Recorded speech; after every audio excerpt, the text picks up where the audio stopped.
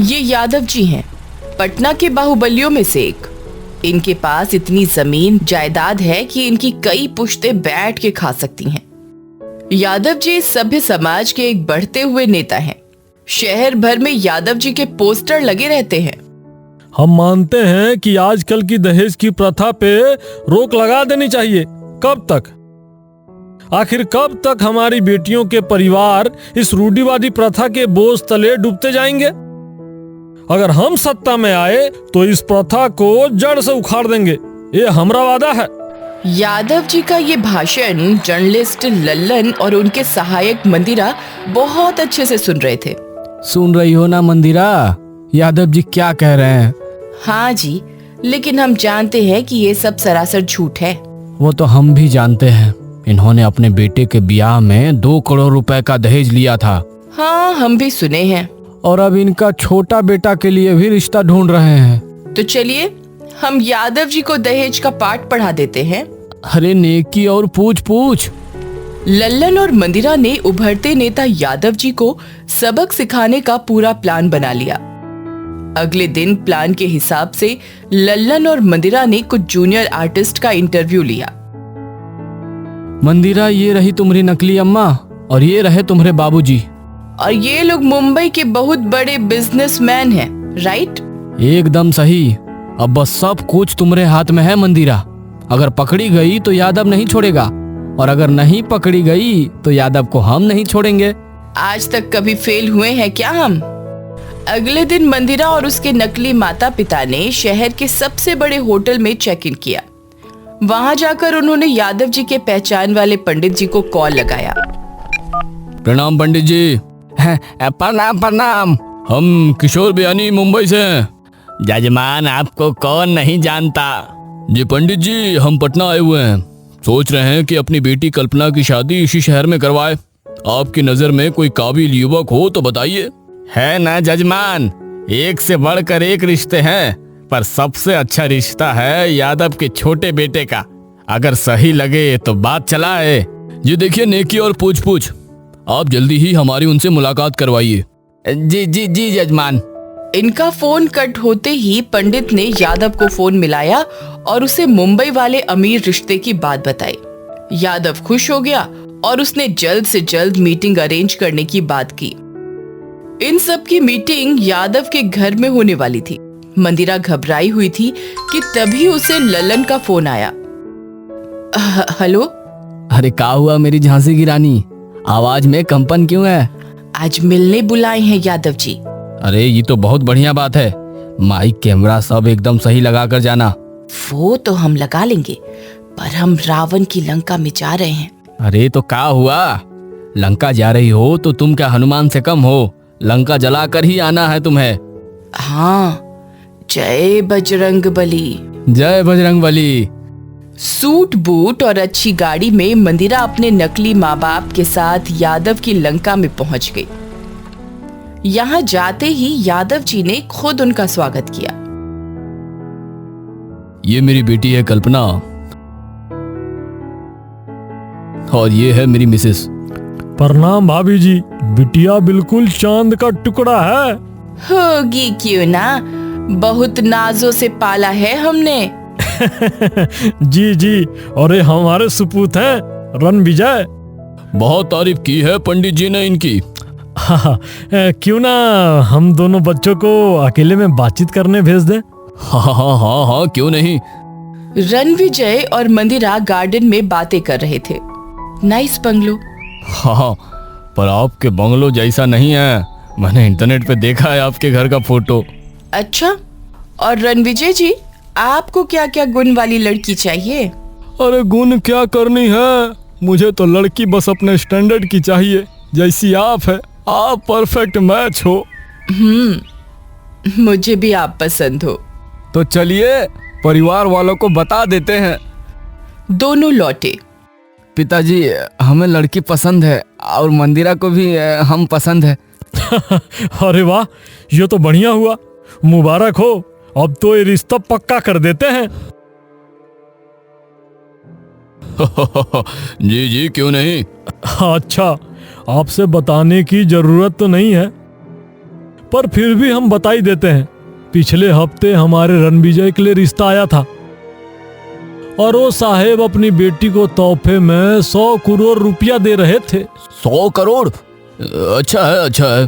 पर क्या है कि हमारे रणविजय को वो लड़की पसंद नहीं आई, इसलिए बात कुछ बन नहीं पाई। अच्छा, आप अपनी बिटिया को तोहफे में क्या देंगे? देखिए, मेरी एक ही बेटी है, मेरा जो कुछ भी है सब तो उसी का है। आप जो मांगो हम वो दे देंगे। अब आप बोल ही चुके हैं तो हम चाहते हैं कि रणविजय का मुंबई में कोई बिजनेस हो। आपकी इच्छा हुई तो आप अपने सोने का शोरूम उसे तोहफे में दे दीजिए। अरे शादी के बाद तो सब उसी के होंगे, पहले शादी तो हो जाने दीजिए। हम मुंबई जाकर कोई अच्छा मुहूर्त निकाल कर आपको बता देंगे, फिर सब कुशल मंगल होगा। ठीक है? जी जी, जैसा आप बोले। बस मंदिरा अपना नकली माँ बाप के साथ वहां से निकली। कुछ ही देर में टीवी स्क्रीन्स पर फ्लैश होने लगा, यादव का पर्दाफाश। आप देख रहे हैं TV1 और ये है नेता यादव के साथ हुआ स्टिंग ऑपरेशन। और इस ऑपरेशन में अपनी जान को जोखिम में डाला है हमारी बहादुर जर्नलिस्ट मंदिरा ने। तो मंदिरा, आपका क्या कहना है यादव के बारे में? यादव की सच्चाई तो हम दुनिया को दिखा चुके हैं, पर एक बात जरूर बोलना चाहेंगे कि दहेज को तोहफा के नाम पर देकर उसे बदला नहीं जा सकता। अभी कुछ ही दिन पहले यादव जी बड़ी बड़ी डींगे हाँक रहे थे कि दहेज की प्रथा को उखाड़ फेंकेंगे वगैरह वगैरह। पर हम अपनी ऑडियंस से पूछना चाहते हैं कि ये प्रथा अब तक जिंदा क्यों है? क्योंकि आप लोग चाहते हैं, अगर आपने दहेज देना बंद कर दिया तो ऐसे दहेज या तोहफा मांगने वाले अपने आप बंद हो जाएंगे। तो हमारी जनता से गुजारिश है कि ना दहेज लें और ना ही दहेज दें। आपने मंदिरा की बात तो सुन ही ली होगी, और दहेज के चक्कर में कितनी सारी मासूम लड़कियों की जिंदगी बर्बाद हुई है। किसी को दहेज के लिए जला दिया गया, किसी को अपने मायके भेज दिया गया। ये सब सुनने में बहुत आम हो गया है। पर अगर हम सब एक साथ दहेज का निषेध करें तो ये दहेज की बीमारी हमारी दुनिया से एकदम गायब हो जाएगी। ना दहेज दें और ना दहेज लें। काव्या और करण का बहुत ही खुशहाल परिवार था। उनकी आर्थिक स्थिति भी बहुत अच्छी थी। करण अक्सर काम के सिलसिले में बाहर रहता, पर जब भी वो घर में होता तो उसका पूरा समय अपने परिवार के लिए ही होता। माँ, तुम मेरे लिए बेसन के लड्डू बनाओगी ना? प्लीज माँ। हाँ बेटा, क्यों नहीं, अभी बना देती हूँ। थैंक यू मम्मा। और पापा, आपने कहा था आप मेरे आर्ट्स प्रोजेक्ट में हेल्प करेंगे। हाँ हाँ, चलो अभी तुम्हारा प्रोजेक्ट फिनिश कर देते हैं। थैंक यू पापा। जब तक खुशी अपने पापा के साथ आर्ट्स प्रोजेक्ट कर रही थी, तब तक काव्या अपनी लाडली के लिए लड्डू बना रही थी। खुशी, तुम्हारे फेवरेट बेसन के लड्डू तैयार हैं। खुशी किचन की ओर दौड़ते हुए गई और बड़े चाव से बेसन के लड्डू खाने लगी। उसे खाता देख काव्या और करण बहुत खुश थे। काव्या और करण की दुनिया सिर्फ खुशी से ही शुरू होती थी और उसी पर खत्म। इसीलिए वो उसकी हर विश पूरी करते थे। आंखें बंद करो खुशी, ये लो तुम्हारा सरप्राइज, तुम्हारी favourite new doll. Oh, I love you papa. I love you to बेटा।